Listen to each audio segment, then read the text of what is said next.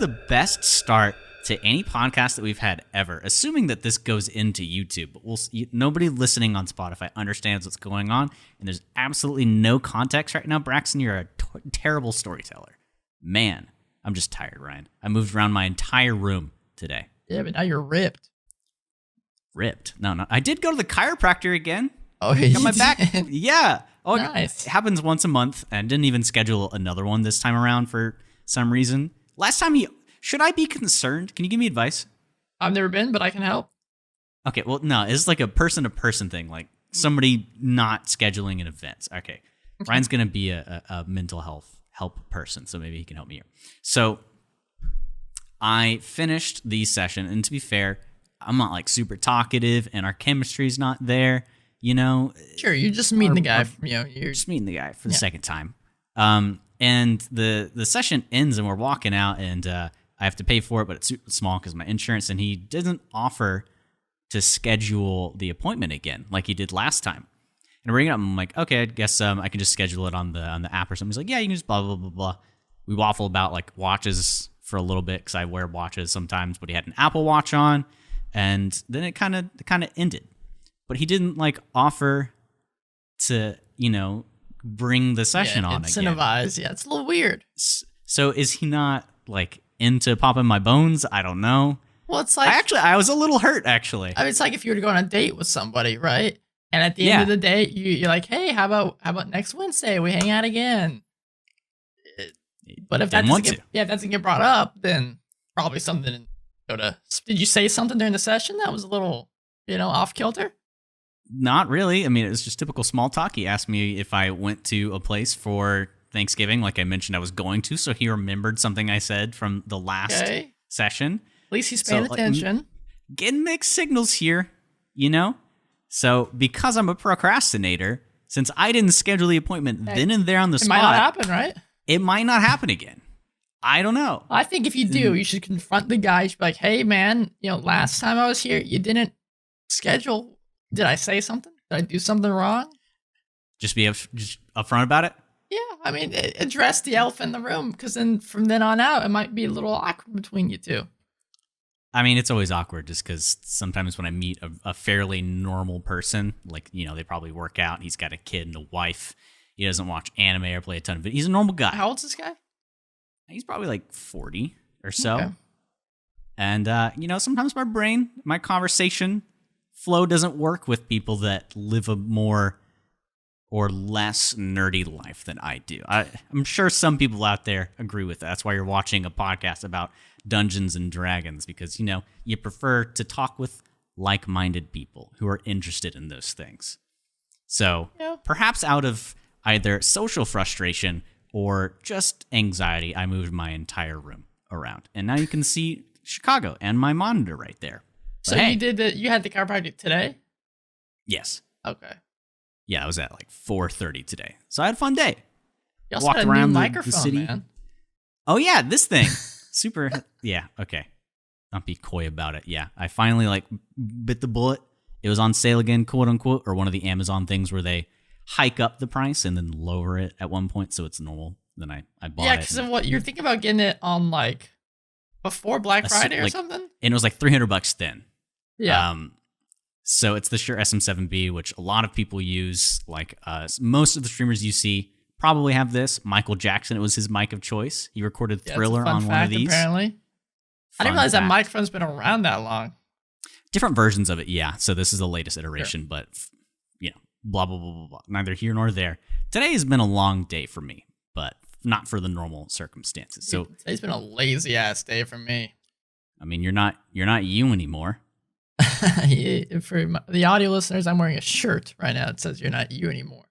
Yeah, I was a little offended when I saw it for the first time, to be honest. Well, you wear a hat that says "You suck." All right, I don't want to hear it. Yeah, but I've explained it's pointing at myself, not at anybody else. I don't know, man. On the camera, it's looking. I'm reading it all the time.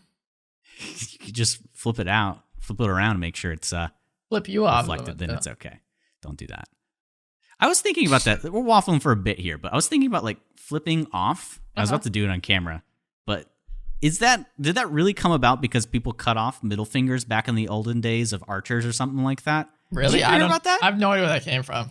Well, there's like a rumor that during some sort of battle or whatever, and I think specifically in England, and maybe if you want to put this in your D&D, so this just isn't literally waffling like out of our ass right now, but like there was a battle or something, and the victors would cut off the middle fingers of the losers, and to make fun of them after the fact, because they're still alive, they flip them off and like, haha, you don't have a middle finger anymore.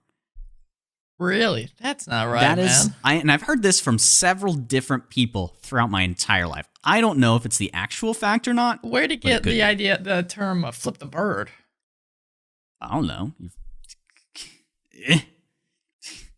I don't have that answer today. I looked up a little bit. You want me to tell you the origin? It says here. Yeah, please. I'm very curious about this. So it says the middle finger gesture was used in ancient times. So your thing might be correct, but this is a different or maybe where it originally came from, and then maybe people also made fun of people for cutting off their middle fingers.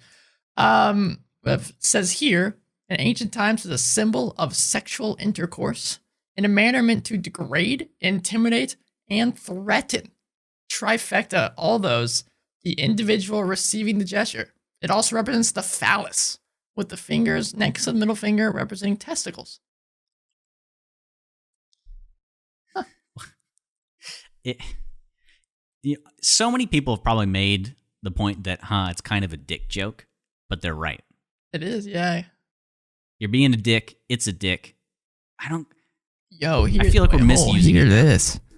What? In the 1st century, Mediterraneans, extending the finger was one of the many methods used to divert the ever-present threat of the evil eye. What is that? That sounds so cool. Now that can be brought into a D&D game, man. If you're listening on a podcast site right now, my face just for a second was like, I have no idea what the hell is happening right now. The evil These fun facts eye. you can throw in your sessions.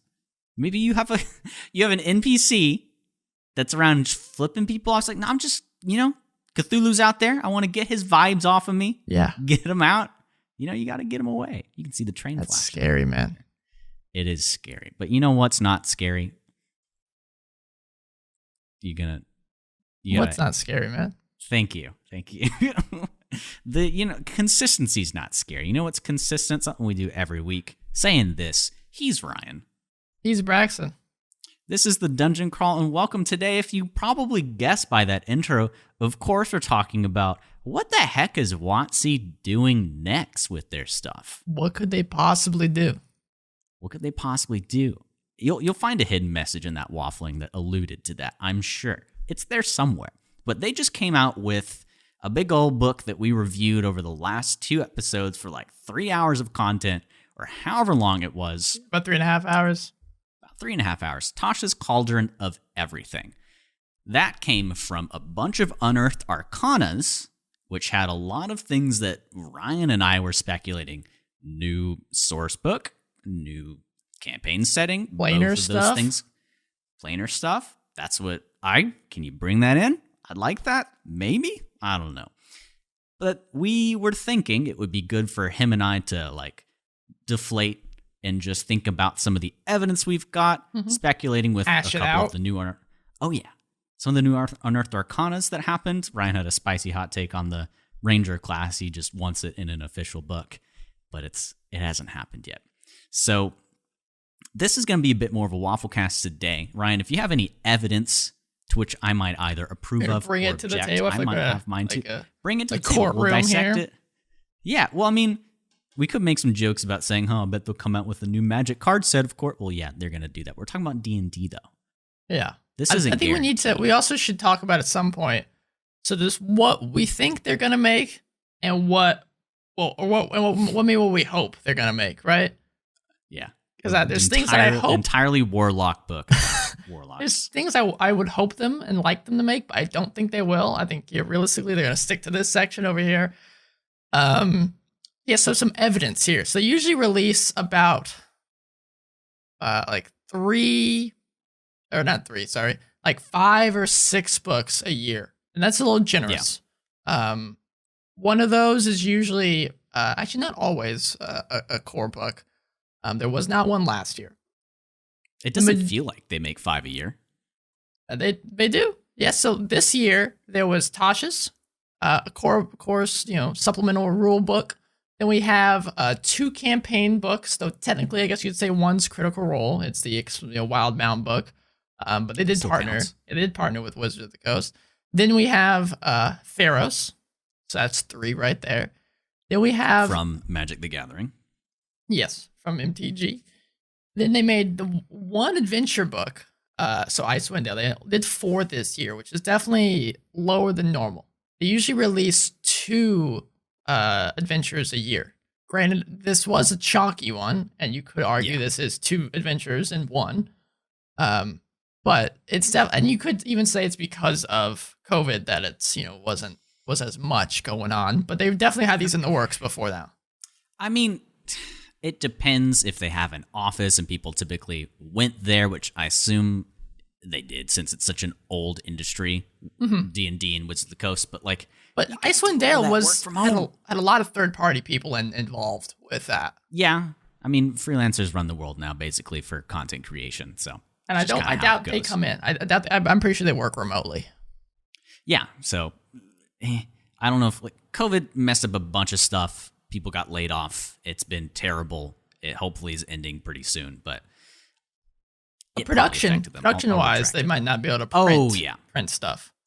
So maybe they put a couple things on a hiatus until next year, which might mean we're going to get more in 2021. Yeah. Oh God, that doesn't even sound like a year that will probably happen. Well, it's right around the corner. Next month. Oh my God. I know. Next month. Our birthdays are next month too. Are we going to have an episode on the same week for both of our birthdays? Let's see. January 13th? No. Yeah. We'll have a double birthday bash for one of our episodes on January 19th. Sorry, off topic here. For me, Wizards of the Coast, I haven't paid attention to, and I shouldn't say that because we're on a D&D podcast /tabletop. I should be paying attention to these things. I'm combing through the interwebs every day, I promise all of you. Yeah, so, sure.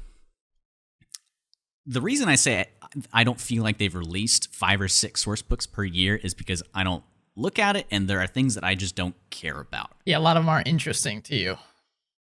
And that's my fault. I play everything like the same way all the time, every way through. But they have released 2 adventures this year, like you've said.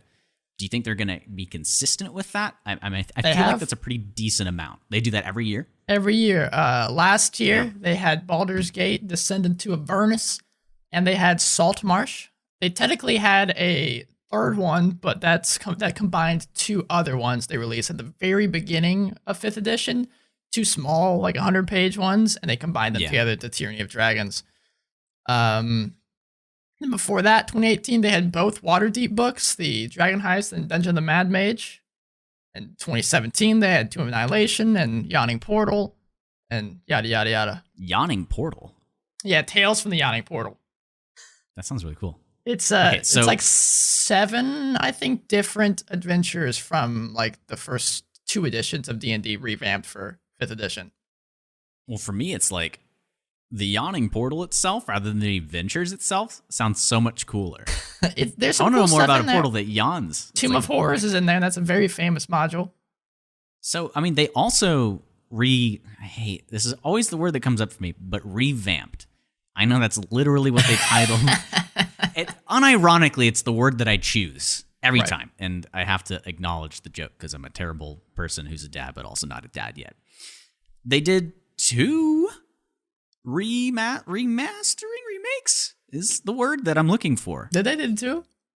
Well, they did Strahd, and weren't they doing another one? They haven't released one for Tomb of Annihilation, as far as I'm aware. Okay, so they were that was the 2 they brought up. Yeah, was Tomb of Annihilation and Curse of Strahd that they needed to address. Yeah, needed to because of some of the cultural stuff. I'm expecting a lot of rehashing of things just because of the cultural or non-necessary components that were harming people in certain ways, just because that's what they've been doing. There's a section later I want to talk about ones I want them to make, setting books. Yeah. There's a couple settings that if they were to revisit, they would really need to just think about the cultural stuff that because they'll have things inspired by different cultures, and they just take plain stereotypes, which a lot of fantasy authors definitely did for that time period. Yeah. See, for me, I like to think in the good of humanity and try to assume that they just weren't thinking at the time. And when you live in a world of those stereotypes, it's hard to challenge it unless you critically think for a bit or somebody from an outside source has a perspective and tries to enlighten you to a different way of thinking. It's like if you're making a setting that's heavily inspired by feudal Japan or something, you need to have someone there that is an expert on this field. Maybe someone from Japan, a Japanese fella or feller lady that has studied this, and that's their expertise. Bring them into it. Make sure you're keeping it authentic and not not just taking stereotypes and hashing it into a book. And I'm sure WotC is pretty good about this sort of stuff, especially since they've been writing things for all of their content, extensively building worlds around them for a long time. But you get a freelancer and you say, hey, I need you to make me content focused around this. Or they've picked a genre or an area they want to write about. You can get in over your head. So I can see how some of this might have come about when they're like, I actually need to do an assload of research for this. Sure. Man, so I think the D&D community now, as far as I can tell, maybe it's just the community that I have curated and seen, on our Twitter and stuff. But it seems pretty open-minded now. There's a lot of different viewpoints, a lot of different freelance guys that are coming into the field and writing RPG and writing D&D stuff. And I think Wizards of the Coast is pretty smart about it now. I think they would definitely include these types of people into their writing process. Yeah. So I think moving forward, any stuff that they do right, they're going to have some more careful consideration there. For sure. I mean, in Icewind Dale, I can't think of anything that really stood out as outwardly offensive, perhaps, but I'm sure you can construe it in any way, shape, or form. Though, to be fair, they weren't really doing any cultures as far as, I guess you could say they're doing like northern, kind of like Himalayan type stuff. Yeah. I mean, some of the characters, I guess they kind of avoid stereotypes with the names and whatnot. I don't know. So the next thing I feel like is a logical step for them going into like the prediction section of this podcast would be, and this is probably something that I also just kind of want, so maybe that's why I'm thinking it, but another thing like Tasha's, but not explicitly an additional Zenithar's Guide or Tasha's thing, but I feel like there's going to be a new book, maybe not a Player's Handbook 2, but that's going to be something that comes out. I feel like maybe that's just something that I want. Do you agree with that? I think after some things have come out, but I think that's wishful thinking. Probably. I highly doubt that they will have another core book like this for at least another 2 years. They could prove me wrong, but according to what they've done in the past, they had the Player's Handbook in 2014 when 5th edition fully came out. They had Xanathar's in 2017, so that's 3 years later. And then another 3 years, Tasha's came out. Man.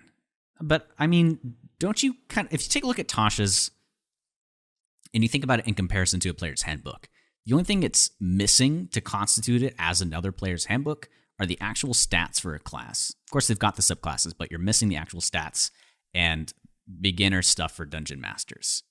I think those things were in there. Yeah, go ahead. I think it's tough for them to justify, because it takes time to work out all these classes and stuff. I think it's tough for them to justify releasing like one subclass per, like if they released, just this Ranger class or and then one new Warlock class.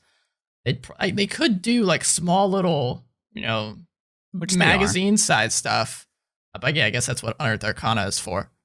Yeah, and then it turns into a bunch of small magazine size within Tasha's. But the point I'm trying to make is Tasha's basically is just a supplement that exists while they try to bring it up with the caveat of you don't have to use this. This is additional stuff. You don't need to get this DLC to even continue, quote unquote, to liken it to video games playing the game. But it really is an addendum to the Player's Handbook. It's probably their way of getting, because the previous editions they'd have, Player's Handbook 2. And I guess they've done that? Yeah, they definitely have. And with that title, they'd probably be like, I feel like I need to get this because this is the second. I need to keep, Yeah. So I think with the way they're titling these, they're trying to get away from you must have this to keep playing our game. They are. I'm sure, continuously printing players' handbooks, correct? Like, they haven't cut it off. Otherwise, it'd be a scarcity thing, and it'd probably be way too expensive. Oh, yeah, but they continuously print them. Yeah. Yeah, okay. So, fifth So I think edition that's a is big very side popular. factor. Yeah.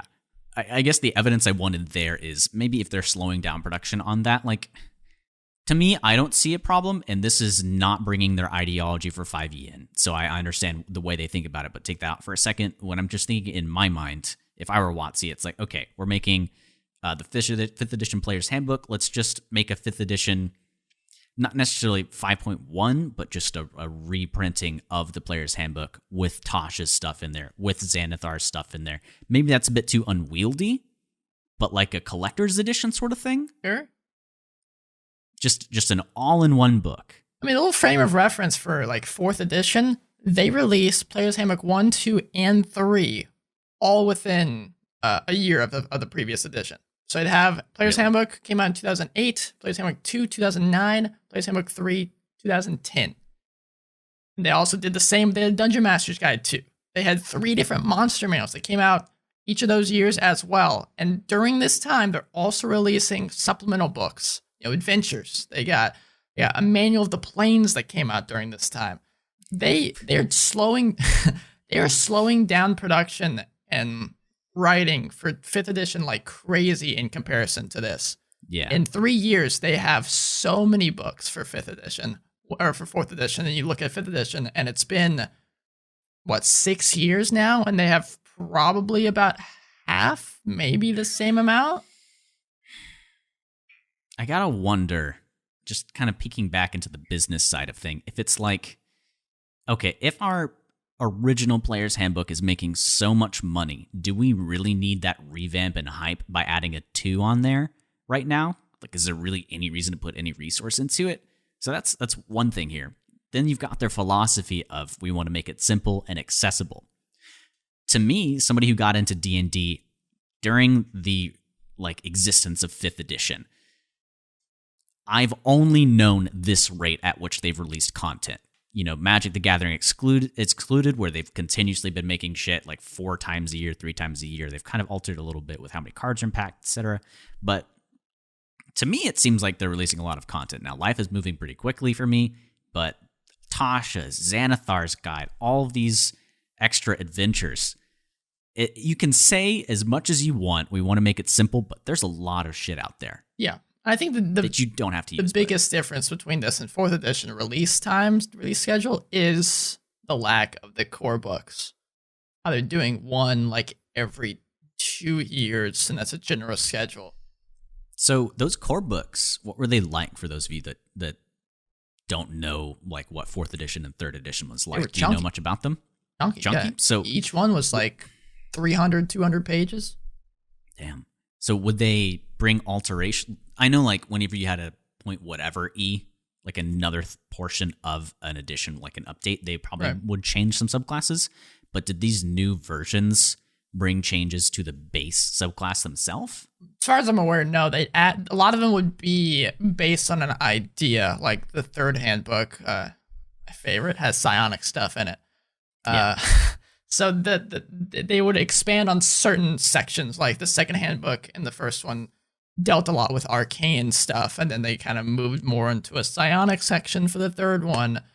Obviously, they add new spells and different subclasses for each one, but I'd say they're in a similar vein to what we're getting here, probably with just a little bit more. Dissimilar. It's just seems like they're. Yeah. With Tasha's and Xanathar's, they're combining DM and player stuff into 192 pages. When in 4th edition, and there were some problems with 4th edition, don't get me wrong, but just talking about basic content that they're pushing out, it was 224 pages for Player's Handbook 2 in the 4th edition. Yeah. And that's not including DM stuff, because they would have a second DM's guide book that came out that same year. That was another 200 pages of just DM material. Now, you could say this is way too much content, and maybe what they're doing now is better, that they can curate it, but a lot of people still have problems with what they're putting out now. There's a lot of problems, but I tend to be kind of oblivious to them. I need to look at it more critically now rather than just, ooh, candy, gimme. But again, a point I've made is Tasha's and Xanathar's aren't too dissimilar. You made the point that they're just smaller versions chunked down into that 100-page, but they're naming them differently to make it not seem like another edition to the core of the book, which is pretty interesting. I think it's thoughtful from the consumer perspective that they aren't marketing it as something that you need to get for the game, which I think it would be harder to do that in a paper version, because who are you going to say to somebody running something out of the original Player's Handbook that if you don't have this book, you can't functionally play Dungeons and Dragons? Like, it's super freeform versus a video game where it's like there might be an update that locks you out of shit and it's right in front of your face. It's a different scope. So I try to think about this situation and this question when I proposed it to you for an episode about things from WotC's perspective as a business as well, because they want to make money, right? Yeah, at the end of the day, that's what they want. So I'd say, that's a part of it. I'd say Wizards of the Coast is definitely a very profitable group. I mean, they got MTG, they got D&D, but they're owned by Hasbro, and Hasbro wants money. They're owned by Hasbro? Yeah, you didn't know this? My brain is doing the deja vu thing where I swear I've seen Hasbro on some Wizards of the Coast stuff. Yeah. I experience deja vu a lot, so it's probably not true, but I didn't know that. I get very surprised by companies being owned by larger corporations. Sony basically owns everything, for example. Sure. Or a lot of things within media. Yeah, Disney I didn't know well. that. Yeah, Disney too. It's pretty surprising. So for Wizards of the Coast and what I realized, now that I've gotten my urge of saying I want another Player's Handbook thing out, like I finally said that, and we'll talk about that again in wishful thinking portion of this, but logically, I'm sure they're just going to follow the pack again and release Tomb of Annihilation probably next. True. But the revamped didn't add into the normal stuff for this. I guess you could say they did only release one adventure, Icewind Dale, so the second one was the revamped. Yeah, so I would say that. But looking at Unearthed Arcana, and I think we can kind of look under that as that under a microscope now, they have some content that hasn't been put into things. Now, yes. People who create have ideas. They get thrown on notepads in your PC under folders. This could just be them pooping out their ideas and seeing what bounces back, right? Throw shit at the fan, and if it flings back and somebody takes it and it comes out as like a steak that they enjoy, and they Artificer, okay. Artificer was originally in like the first Unearthed Arcana in like 2015 for 5th edition. And they didn't fully release it until like much later in 2019, Eberron. My God. Yeah. That's insane. Well, it's an entire class, so I get that. True. For sure. But for example, let's take a look at the dragon-based classes that are coming out. Because you've been excited about that for the Ranger. Warden, right? Man. It was a really cool class. I really liked it. The monk one gave me some problems. If you guys recall, it was basically the path of the dragon in a sense of an explanation. You could channel inner power that you were connected to the dragons by some monastic tradition, and you were able to channel any element within like 5 of them, like acid, fire, etc. You could swap it at any point. You weren't dedicated to a specific one, and all of the class design for the majority of what's been released in Dungeons and Dragons locks you to an element specifically. Now, I'm not one person to say you can't innovate and make new things, but that's a really potent ability. Now, most people do get access to spells that have different elements, so people are capable of casting things with different elements. It's just that draconic stuff in nature, each dragon has a specific element, unless you're Tiamat with like 5 heads. That sort of thing. So where do you think those are going to come into play? Yeah, any idea? At this point, anything is game, since I thought all the stuff we were getting before was going to be in a planar book. That's coming. Yeah, but this stuff's not. But those classes aren't going to be in a planar book because they just got released. I guess there were a few that didn't get touched, right? That didn't get published. But And in Tasha's, they had a bunch of environmental stuff as well. True. So maybe, well, they did. My point is that they've had that, so maybe it won't happen because that's what they were doing with it. Maybe I'd love Tasha's for. I think 5e doesn't have much planar shit. No, like it's there, but with the mentality they went into with 5th edition, make it as simple as possible. Keep it. Do the KISS rule. Keep it simple, stupid. Just dive into it. Make it easy for people to grab onto, and then I guess maybe expand from there. Make things a little more number crunchy and stuff as they release more stuff for 5th edition. I think with that idea, they wanted to avoid what we were talking about. Yeah. There's a lot of creative decisions in the world right now. I think planar stuff can be confusing for people. Like, it for sure can be confusing. Material plane, but we don't have to play on that. We can play on the 16 other planes, and then there's planes that people don't even play on because they're boring. Well, to be fair, Jimmy, if you played an entire campaign in the plane of fire, it'd be pretty hot all the time. It's kind of boring. So I don't. But if you go on, there are cities. That's something that surprised me when we did our episode on some of the planes, or I think we did an overview of all of the planes. If you're looking back, we did a couple specifics. Yeah. In the lifetime of the Dungeon Crawl, it's a rather old episode if you consider how long we've been doing this, which isn't very long. But for the planes, whenever you're doing research for your own campaign and you come across the wiki, almost everything will come to either 4E or 2E. Those, I think, have the most information about all of that. So I think Wizards of the Coast could really beef it out for 5th edition. Will they?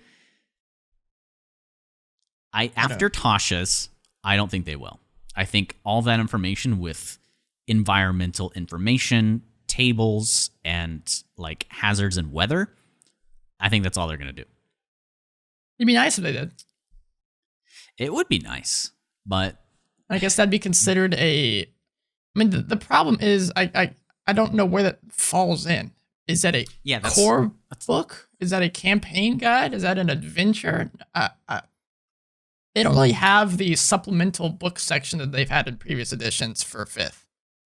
Yeah. The only way new environments really come up in detail with their the flora and fauna and locations is in a setting. So if they have Ghosts of Saltmarsh, that fleshed out sea stuff. So they could have a full planar adventure. I mean, this comes into my setting area of me talking about what settings they could talk about. Planescape.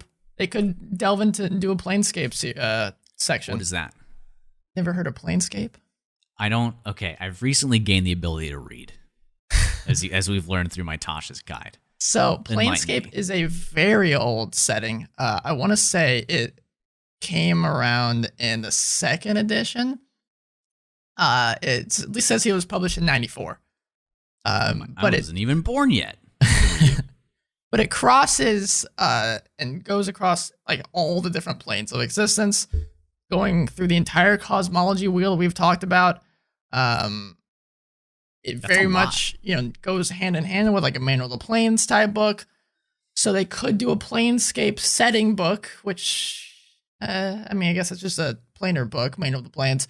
But they could have adventure that is like a Planescape adventure that goes through everything. So let me ask you though, wouldn't that require there already being some material on the planes in order to create, because there's no way they can cram substantial information on each plane in a book like that. That would be several hundred pages long. I mean, each adventure is this adventure, the last one that we did was 300 pages, or was it less than that? Felt like 300 pages. I mean, I had a PDF, so I'm not sure. It was 320. Okay. So yeah, that's a good amount. They could do what they've done with Storm King's Thunder, which is very much like an open world kind of thing where they set out, this is this section of the world, this is this section, your players can kind of go off and do whatever. This is this plane, this is this plane, this is this plane. Just give you a couple highlights. That's what Manual of the Planes have done. I guess it leaves room for interpretation if your players really want to venture out and go to places, because they could come somewhere where there's an invisible wall. It's like, oh, you can't go there because there's not stuff yet. Adventures. So to have that, right? Where they say, They do. like, I mean, I guess Ravenloft's different, where if you walk off, you just get teleported back. But in theory, in any of the adventures, they could just go off into the Forgotten Realms somewhere. You have to make something up on the These are spot. planes, though. These are things as large as the entire existence of the mortals as they Or know it. larger. Dun dun dun. I guess, just like space, I can hardly comprehend how either multiple universes or our universe itself expands out infinitely. So it's hard for me to rationalize how they would truncate that and put it down into something that made it feel like each plane was larger than the person that's getting into them, rather than just like the one or two cities they have. 3rd edition Man of the Plains did a fantastic job. I need to read that. They are so good. For sure. So again, I'm not a curator of content and information, so maybe there's ways to make it smaller and paraphrase and still get substantial content on it. A Guide to the Plains, to your earlier point, yeah, I don't know if they I don't know if they would make it based off of that. I think they would include it in adventures. That was a great point you made, I think. So settings. I mean, that's what they did with Avernus, right? That's an adventure. That's one of the planes of the Hells. Yeah, and then maybe after they release enough adventures that feature enough planes, maybe they'll go, okay, guys, it's really difficult to get access to information on the planes. Here is a book that grabs a lot of the curated stuff from the adventures we've made, put into one. Kind of like they did with Tasha's grabbing. I'm more than okay with them going back to 4th edition, taking the stuff they like in it, because it's system agnostic. Just toss it into a new book. Because the Dungeon Master's Guide is terrible for planar stuff. It's like this big of a section for each plane, and it pisses me off. Yeah, and their philosophy again behind that is they want to make it simple, easy to understand. Though, to be fair, in a couple of the core books that they've released 5th edition, they have talked about a couple, like with Mordenkainen's, I want to say, they talked about, no, it might have been Volos, one of them. They did a whole deep dive on elves, and they had a section on the Feywild elves, and then they had one on the Shadowfell elves, and they kind of expanded a little bit on that. Not really locations in there, but like the people that reside in them. Do you think they're gonna change subclasses much more, and more specifically, I guess, races? Because they've been trying to make them more flexible so that you can have that kind of character creator where you pick your race, and you've got the sort of here's our vision of the elf. Feel free to change it and add things. They've kind of done that already. Do you see them pioneering and inventing upon stuff they've already got for stuff like races and whatnot in new books coming up? I think it'd be hard to do with this edition. I think it'd need a whole new edition to be able to fully expand on those ideas. I think they've done what they can. I could see them adding new races, maybe. But how many of the races in Folos do you see many people play? Asimar, maybe. You don't really see many Tabaxis, though. Having the option. Kokra, is that in one? Yes, that is in Volos. Yeah. Having the option to do them is great. I don't know. Yeah. Well, I know there's a loud minority. Loud minority is the word I want to use here, of people that are wanting stereotypes to be broken or just traditions to be flipped around, just for freshness or respect or whatever. Because I know certain fantasy races people believe reflects on an analog in our world, and they find that either unsightly and they want to break those boundaries. So maybe making certain monsters into playable races or something. But I think adding more player options is always great. So we'll see within the next year, within 2020, more subclasses, of course, more Unearthed Arcana will be coming out. 2021, yeah. 2021, which is around the corner, which always surprises me. And then there's something else that you already have mentioned, settings. Yeah, man, there's a couple of settings I'd love to dive into. So whenever you're coming up with ideas for settings that you want, is it stuff that has been in previous editions? Yes. Or okay, so that's... I wish they hadn't done another Eberron book, because they did one in 4th edition. Was it super popular? I mean, sure. People like Eberron.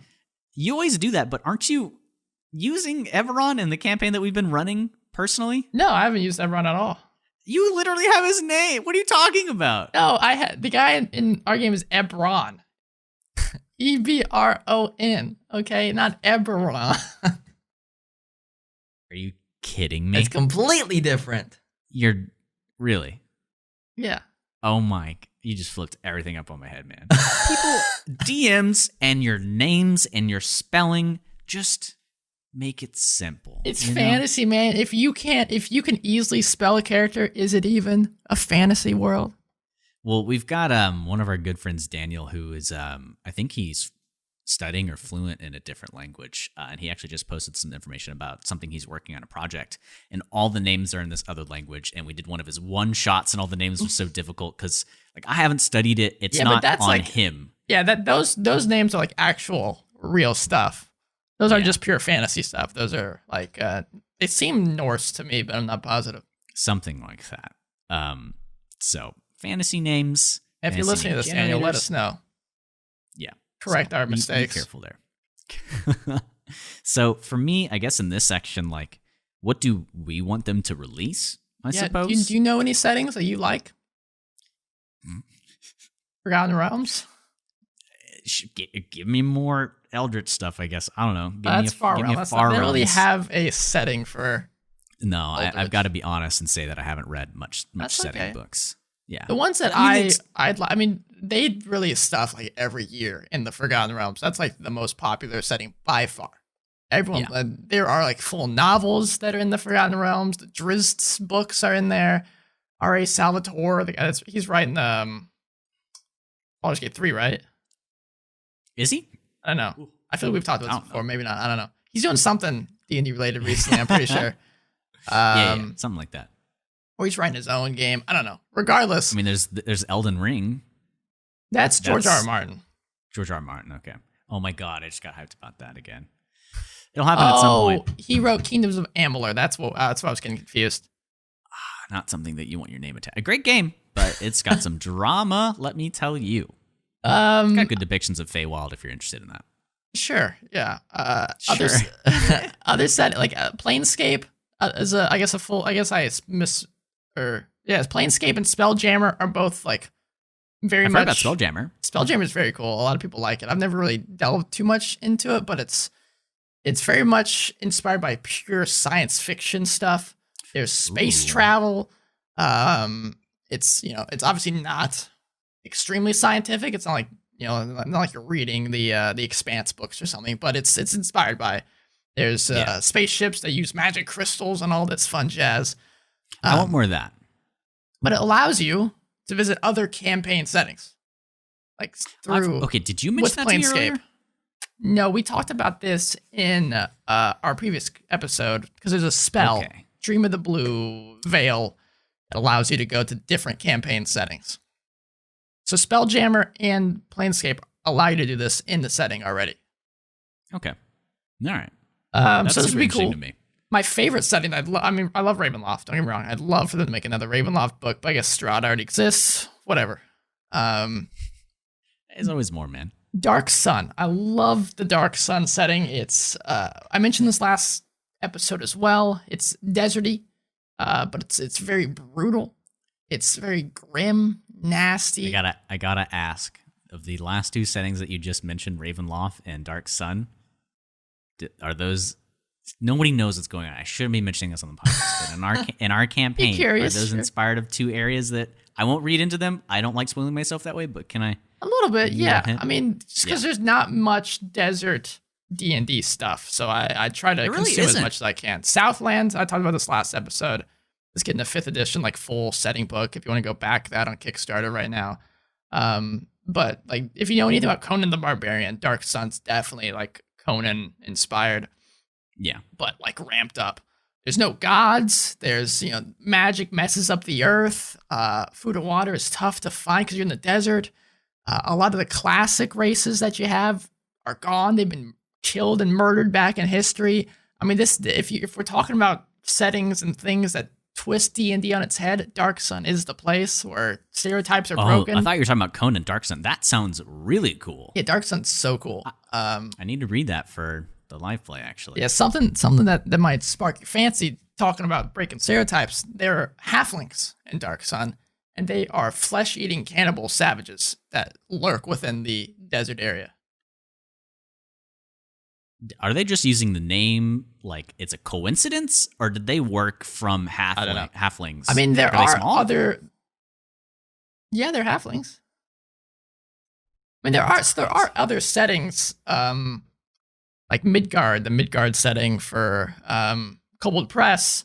They have, if I recall, I think halflings are like in league with Baba Yaga or something. Like they've like sold their souls off. So there's some weird stuff out there with halflings apparently. Midgard's another great setting, but it's not Wizard of the Coast. Dwarfs are cool enough, I guess. We got to go for the other short and powerful characters and make them a bit more interesting. Honestly, if you guys want a cool ass setting with lots of different races and monsters and stuff, check out Midgard setting. There's centaurs. You can have your players play as centaurs, and raven folk are in there. It's very cool. Dark Sun's kind of... So this is a setting? Yes, Dark Sun is a setting. It's been in 2nd edition, is I want to say where it first got printed. It's been, I think it was, let me see, it was also in 4th edition. So it was printed last edition, but I would love another. I mean, they did it with Eberron, so let's do it again. I need to check this out, honestly. I'm like in crunch time because barring any issues, and I probably shouldn't say this on a speaking it into existence existence now, yeah. Speaking it into existence again. Literally a month ago, probably to the posting of this episode, I mentioned that I would be going to where Ryan and everybody lives to have our first 2 live play sessions, like session 0, where we'll be recording them, possibly releasing them later, but it's mostly for us to step into the shoes of our characters in the world. We've been talking about this since probably like July. And it's finally, if no COVID sicknesses happen, and everybody's socially distanced, and we just meet each other at our places, and I wear my mask while going through the airport, it'll happen. And then we might get an episode, and we'll talk to our artists and get stuff put out, and that might come into existence. Some of you may recall exactly a month ago, to the day probably, recorded an episode where Braxton said this exact same thing, and then unfortunately it didn't happen. So let's hopefully, by the next podcast, you will know for sure if this happened. Listeners of you who are in the backlog, and there's an episode after this one, don't at me if in that one I say that it's canceled when you get there. Hey, pandemics are tough to make things happen. Tough. Social distance, make sure everything's going okay, but things are rough here. So in terms of like, going back to the topic, sorry for getting off, I always get off track when it's about the live play, because I'm crunch time right now for that. Crunching. Everything's set up, but it's like you fix. Crunch time is bad in video games. Braxton, give yourself some time off. Speaking of crunch time, Cyberpunk 2077 preload is out, baby. Oh, can you preload? Right now? You can? Yes. I thought you said you weren't going to get it. I got it, man. I got it. Were you reading? Did you read a review or two? I didn't. It was before. I've heard mixed things on reviews, so I'm really? Yeah. Mainly the bug department, but so did Witcher 3 when it first came out. Yeah, full stop there on whatever we're talking about. I'm sorry at this point. We're getting near the end of the episode, so we're waffling here. Cyberpunk 2077, all of the reviews, they're like 90s, and I've seen no big reviewer give below a 90 or 10. GameStop's stupid. They were talking. They gave it a 7, I think, right? They were talking about certain things they wanted in terms of culture that weren't in the game. So they were viewing it as like a social piece, right? Well, because it's called Cyberpunk. They were hoping that the Cyberpunk ideas were going to get brought into it, and apparently it's not. They put as much as they could coming from what video games have released currently. It's pushing the most boundaries I've seen in a AAA game so far. But the only bad thing in the reviews are the driving is kind of slippery and not super satisfying, and the bugs, which will probably get fixed. Everything else everybody loves. It seems probably a bit short for my taste. It's short? I've heard it's extremely long. Many of the reviewers haven't even finished it. What's long in terms of hour playtime? Hundreds of hours. No, you can definitely get hundreds of hours out of it, but your first playthrough will probably be 40 hours or so. I don't know, man. I'm not. I think if you're just hitting the main story, but who's just gonna be hitting the main story, man? I should probably take it with a grain of salt, but I know the main story is like 20 to 30 hours. Which, like, by no stretch of the imagination, is that a short amount of time to be doing one thing that isn't like work or productivity? Like leisure, reading a book, that takes about that much time, right? Giant Bomb said they should have delayed this game even more. That's just because of the bugs. Bugs are bad, man. Bugs are bad. They'll get fixed. And it's like cosmetic things, you know? Well, there's one a 40 gigabyte. One guy was saying, patch. well, one guy was saying that he attempted to get onto a lift, an elevator, couldn't, twice. You just call it a lift. Yeah, that's what they're called, man. Are you from Britain? My girlfriend's watching Doctor Who. Okay. Okay, gotcha. And they couldn't get on the lift, the elevator, so they had to reload twice, and eventually they could get on. Did Skyrim have bugs when it came out? Probably. Yes. You know, it's a Bethesda game. The game is done. It's done. Just get it out there. The only way these bugs are going to get caught and finished quicker is if it's just out there. True. I own it. I'll probably just maybe mess around in it for like a little bit and then wait until some more patches come out and then dive into it. You should just wait until you run into a bug, then stop. Or wait until there's a mod out that fixes all the bugs for me. I wonder if this is the Cyberpunk podcast now. I wonder if it's going to be very supportive for mods, because the more detailed games get, the harder it is to add mods in there. The Witcher 3 work that they have to do. They gave mod tools. Damn. It's just hard to make a quest line for that because you don't have the voice lines, right?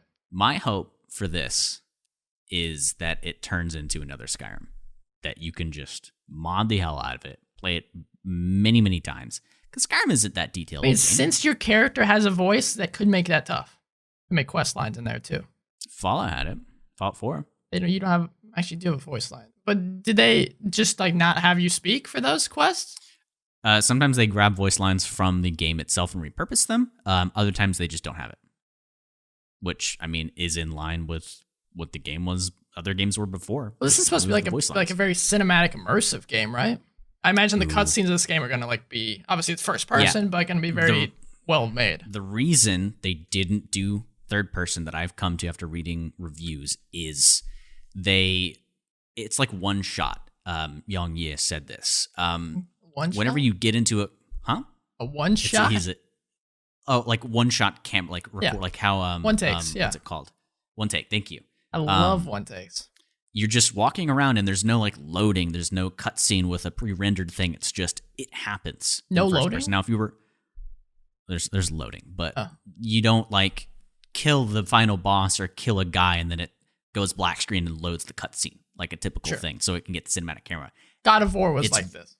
Yes, it's very few that it like takes the camera away from you and starts doing some cinema stuff. It's just like I actually really like that for God of War.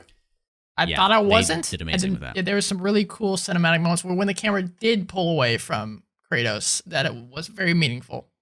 Yeah, they tried to even make the menu for the character creation, not character creation, the equipment altering stuff like that, but they had to put it in something like that. But for Cyberpunk, if you had third person, it would have to zoom in and go first person for those cutscenes, which for me I wouldn't care about, but for their creative vision. For their creative vision, I get it. I typically hate it when it says out of time. Yeah, so they could release it in an expansion later or something when like Witcher had cool stuff added. I don't know if they will. I think it's their creative vision. They want us to play it that way. But you're probably. I bet mods will happen. There's third person for driving. It literally is in the game. But it might change performance. It might also be why they decided to get rid of it. Yeah. But I'm gonna spend no less than 4 or 5 hours in that character creator. You're not even gonna be at your computer when it comes out.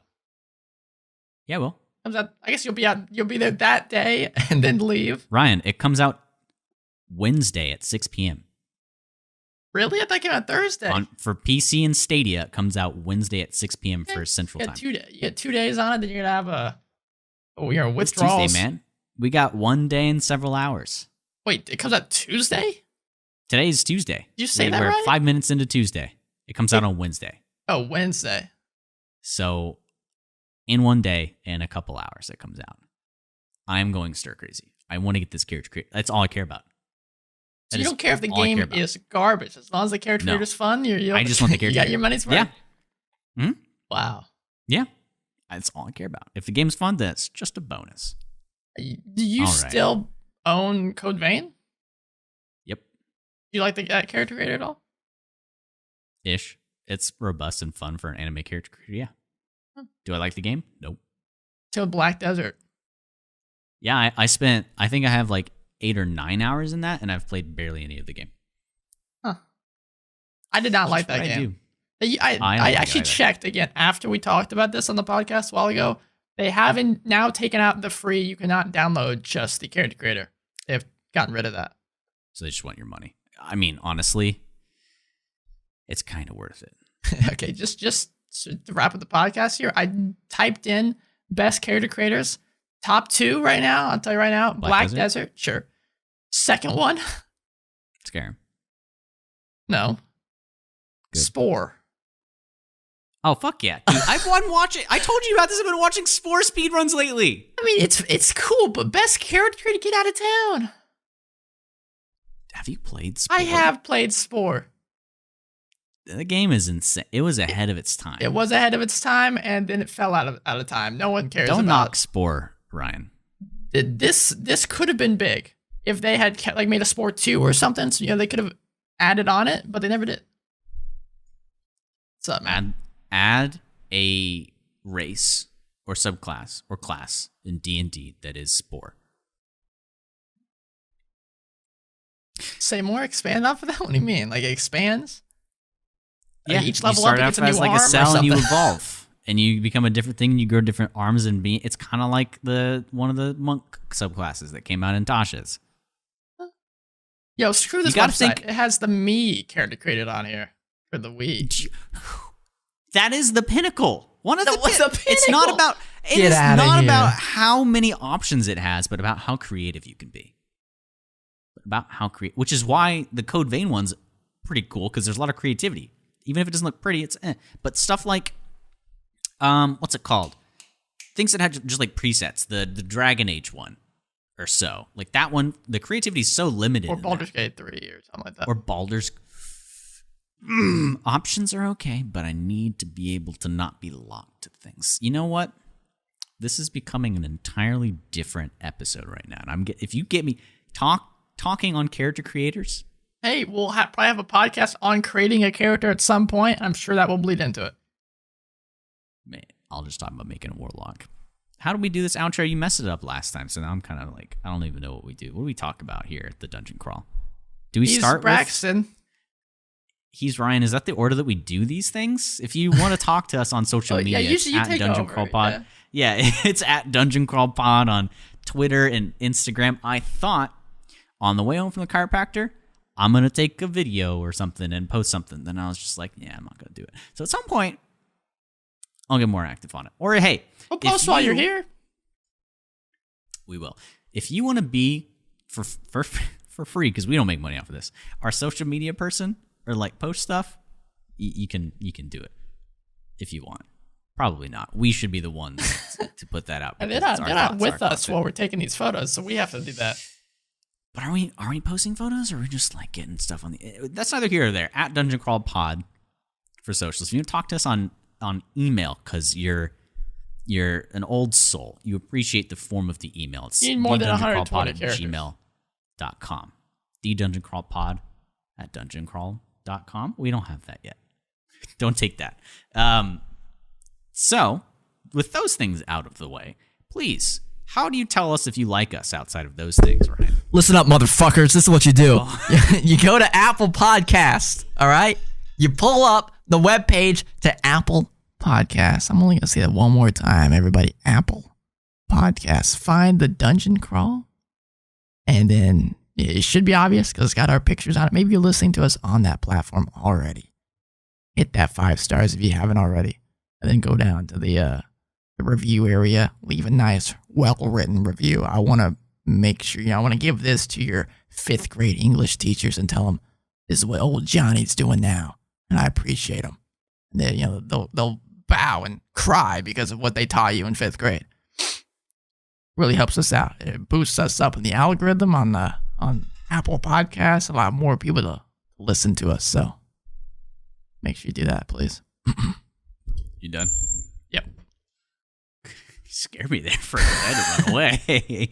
All right, you guys. This was a fun episode. We waffled a bit just to deflate. Things have been stressful in the world of Earthland here for us Earthlings. Yeah, any aliens out there listening? Studying like crazy for Icewind Dale, or not Icewind Dale, for Tasha's. Oh my God. And hardly used any of it. But it was still good experience because I need to think critically about more content like that. Thank you for being here. This is the Dungeon Crawl. I appreciate your ear. Just the one. Take the other headphone out. That's it. Oh, and if you're watching us on YouTube, thanks for using your eyeballs. Make sure if you're not listening to us on YouTube and want to, we now have video content on the YouTube page. It's in the description down below. Or go to YouTube, type in the Dungeon Crawl podcast, and we come up and hit us subscribe, thumbs up our video. The plan is to eventually release more content on there. But currently we just have our video podcast. So we're gonna be playing probably what's that called? Keep Talking, Nobody Explodes. Yes. Maybe that'll get uploaded on there. I don't know. Good. Yeah, it's a good idea. I moved my room around. Appreciate the effort. You're looking at the Chicago area in my Minecraft, but this is Chicago. If it was daytime, you could see it, but it gets dark at 4 p.m. Thank you so much. Chef's kiss. See you later.